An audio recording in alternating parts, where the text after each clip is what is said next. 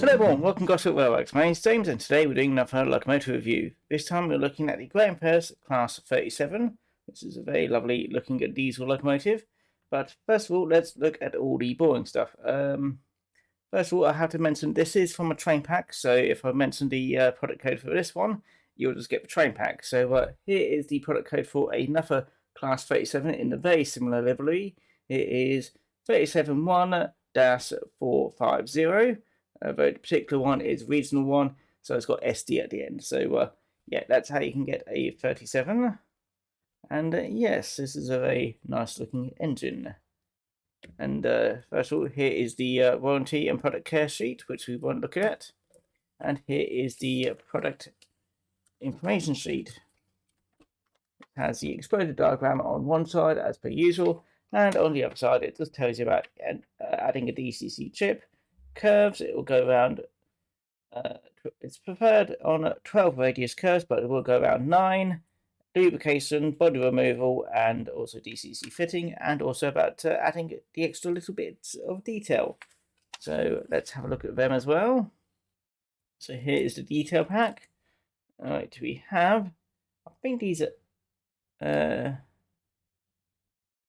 something like, they're not air dams. I definitely know they're not air dams. I want to say, can't remember what they're called now. Plows. There we go. So there's, I don't want to say snow plows, but there's some sort of plow which you fit onto the front of the locomotive down here somewhere. And I think these are alternative couplings which will go with them. You've got various pipework as always, which does tell you where it fits in the little information sheet. We have got some fake couplings to put on the ends of the buffer beams, and a few extra little bits and pieces as well, which I have no idea what they are, and I'll be going over there. Right, and now let's have a look at the weight of the locomotive. So let me just wait till that evens out. And you are 93.4 grams, so go with just shy of 93.5 grams. So that's a fairly heavy locomotive. That's very nice. Lots of weight, which is very nice to hear. To remove the body, it's very easy. You just slip a nail under here, and then a nail under there, and just carefully lift it up off like that. And there we go. And I'll just pop you back in there. Come on, in you go. Unfortunately, these are a little bit. There we go. And there is the DCC6 chip. Well, that's the blank. And to put it back on, you just carefully pop that back down. Sometimes it makes a nice satisfying click, other times it just makes a, well, not satisfying click. And it does have NEM pockets either end. It's all-wheel pickup, and it's also all-wheel drive. And there's no traction tyres, so all the power comes straight from the actual locomotive itself. Do you need to clean them wheels? Right, on to the actual details. First of all, moulded detail is very nicely on the roof. Just make sure my mic is in the right place. You do have a fan grille, which has a representation of a fan underneath. The side grills look quite nice as well. Are moulded details. You have a little glazing window here, another one there. Tampo printing for the for the print work. It looks quite nice. For this particular one, you didn't get a etched nameplate, which is a bit disappointing, but the printed name does look nice as well. The warning signs printed nicely too, and yeah, let's see if there was any cab detail. It does look like there is some cab detail, a bit difficult to see, but there is some. Directional lighting either side. So you got the front one. I'll show you on this side. So you got the front direction lights there, and underneath here, was that front one? Possibly both. And you got the red ones down the bottom there, and you do have the diesel horns on the top there as well. Buffer beam, it is mostly nicely detailed. Obviously, that's where the detail pack exists, so you can add a bit more detail, but it is nicely representative of how how it's meant to be. The cab bonnet has an access panel there, also moulded detail. Bogies look quite nicely painted. So we've got little dots for the axles, and also the springs are painted in red, and does have the steps on the side as well, so the driver can get in and out. So yeah, and the tanks on the bottom, the fuel tanks on the bottom, are basic. Well, they're meant to be basic anyway, but they are simply painted, and well, not painted, they're molded in that colour, and they do have a little bit of painting on both sides. Seems to be the same one as well. And the opposite side is exactly the same. Underside, it's completely basic, because that's not where you'll be meant to be looking anyway. So yeah, there's no real point adding detail down there, in my opinion. And does say Bachmann made in China. Roof detail, yeah, very nice. Trying to think of what other features there are. On this particular one, there is no other extra features other than lighting, DCC, and that's pretty much it really. But on the new ones, I think you can get sound, so do look out for that. So yes, very nice loco. Anyway, I'm going to pop it onto the turntable so you can have a better, closer look at it, and then I'll tell you a bit more about the class itself, and then we can get it onto my layout and see how well it runs with a load. So I'll see you in a bit. The British Rail Class 37 is a diesel-electric locomotive, also known as the English Electric Type 3. The class was ordered as part of the British Rail Modernisation Plan. The Class 37 became a familiar sight on many parts of the British Rail network, in particular forming the main motor power for intercity services in East Anglia and also within Scotland. They also performed well on secondary and interregional services for many years. Many are still in use today on freight, maintenance and empty stock movement duties. The Class 37s are known to some railway enthusiasts as tractors, a nickname given due to the similarities between the sound of the 37's engine and that of a tractor. The class was designed for freight work and to haul passenger trains on secondary routes, and as such the gearing was kept low. Many of the original locomotives were fitted with boilers for steam heating. With the withdrawal of many Type 2 and Type 3 locomotives in the 1980s, the 37s were selected as the standard Type 3, and many of the fleet were given a heavy overhaul to prolong their life into the 1990s and beyond. Some were fitted with electrical train heating equipment in the 1980s to become the 37-4 subclass, initially for use on the West Highlands Line, the Wales St Masters Line, and South Wales Bristol area services, and Far North lines, but later seeing use in the North Mid Wales and occasionally the West Country. In 2010, they were used on passenger services on the Cumbrian Coast Line and Wherry lines. Class 37s have proved to be very popular, with many examples saved for preservation on heritage railways by enthusiast groups. Notable examples saved include the first built locomotive, number D6700, and the last built locomotive, 37308. Right, here we are for Class 37 now on my layout, and I have got my 8 Mark 1 coaches for my test rake all set up as well. First of all, let's have a look at the slow speed and it running on its own.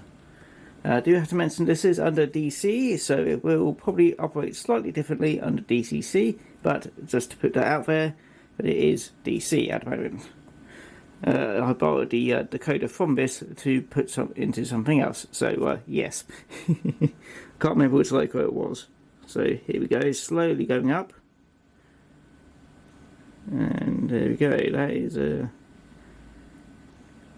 very slow speed. It's not a crawl. It seems from DC that's as slow as it wants to go. See if we can get slower. It's a bit slower. Let's go back in reverse.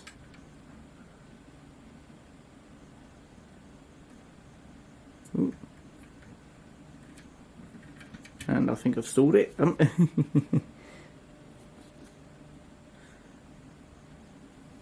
we go. Yeah, I think that's probably as slow as I can get it on DC. So yeah, that's not too bad. Quite happy with that. But I'll assume under DCC with the right CV settings and all that other lot, you'll be able to get it much more slower. Anyway, let's give it a nice run round. Here we go. Probably a bit too fast there. And there is some directional lighting just there.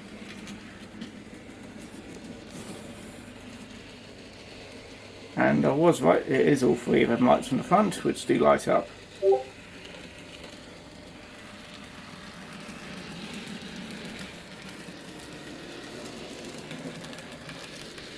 very nice. Right, let's give it one more lap round. Just to mention the price I've seen of this is 130 to 140. So it seems to be the rough price I've been seeing of the, well, at least of the new version which I've seen come out. So let me just pop you on the outside track. And I'd want to put the price of any others at the same price as well. So yes. Yeah, just make sure it is on the track nicely. Let's give it a test. Yeah, that seems happy. Right. Now for the haulage test. Right, this was 93.5 grams roughly, and these are a total of 200 grams because each one of these is about 25 grams. So this rake of 8 Mark 1 coaches is about twice the weight of one of these engines. So let's see how well it can couple up and also pull twice its own weight. So here we go. That coupling does look a bit high in my opinion.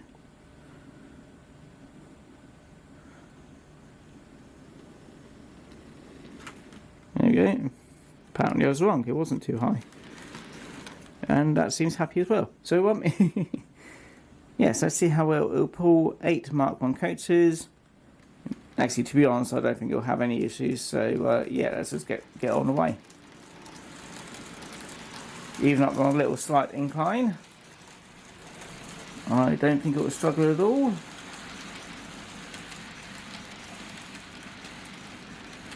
Had a bit of slow down, but that's if any. And yeah, there it goes.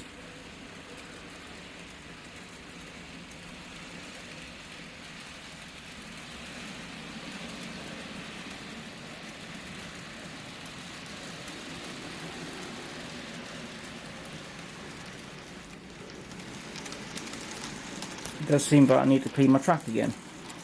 So let's do one more victory lap.